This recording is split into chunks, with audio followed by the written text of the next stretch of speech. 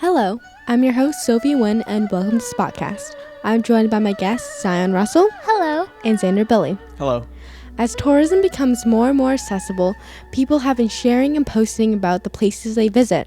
However, in late 2017, YouTuber creator Logan Paul was visiting Japan for the second time and posting his experience through vlogs. Since then, there have been many reactions to his time there about his disrespectful behavior towards Japanese culture. Now, in 2019, popular Japanese sites are refusing access towards tourists due to such bad behavior, and even a tax is in effect in order for tourists to leave the country.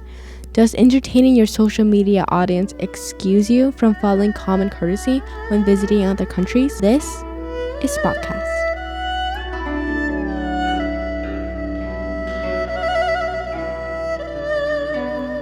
So, have you guys heard about the Logan Paul controversy? Yes.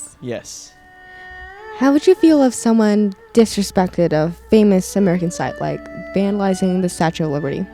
I don't have much of a connection with the Statue of Liberty, but I am aware of what it symbolizes for America.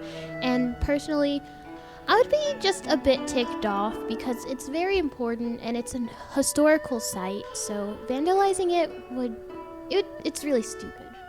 Yeah, I think it would be wrong too because it is such a historical site and it means a lot to a lot of people. Now, what are your thoughts on the Logan Paul controversy?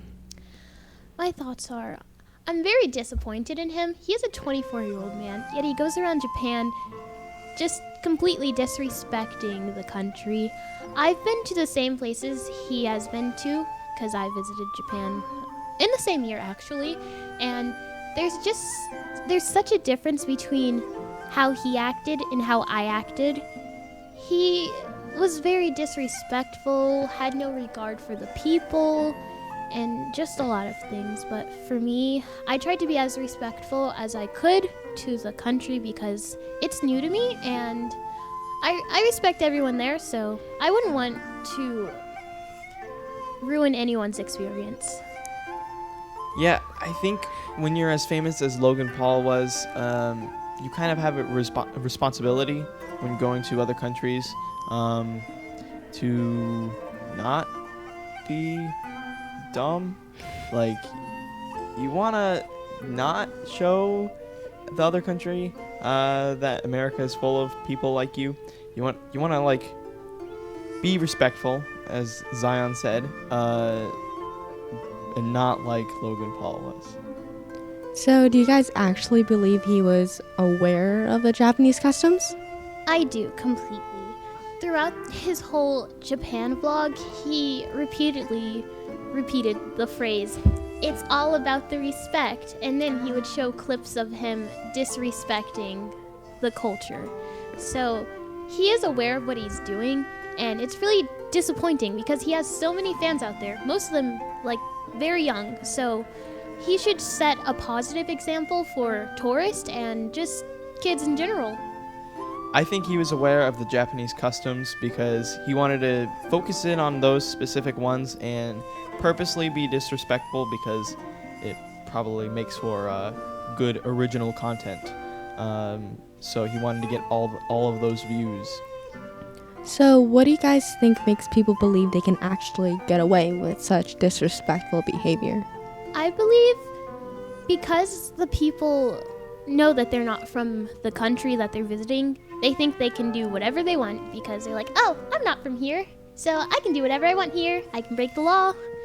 That mindset is very toxic, and it should be talked about more, just about tourists and how they should respect the country they visit as if it's their own. I think people like Logan Paul think they can get away with it because, again, they're in a different country, so they think it'll be harder for them to get in trouble. But he also probably knows how popular he was, so he was just like, I'm so popular, I can't get in trouble. So, do you believe the Japanese response, such as denying entrance, is too extreme? No, not really. If there's a lot of tourists that repeatedly disrespect the country, then you gotta take the actions that gotta do what you gotta do. Even if it's at the price of every other tourist that are regular, but it's what they have to do. I think Japan not allowing certain tourists to come in is a little extreme, though I think it makes sense seeing as how things have gone. So Japan has been dealing with an over-tourism problem for a while now. Should Japan discourage tourism altogether? Yes, if the economy is at risk, then they should take the measures that they need to improve the problem. I think Japan should discourage tourism. If they don't want tourists in their country, then just make sure they know so people won't be in Japan. So how do you think we can become better tourists?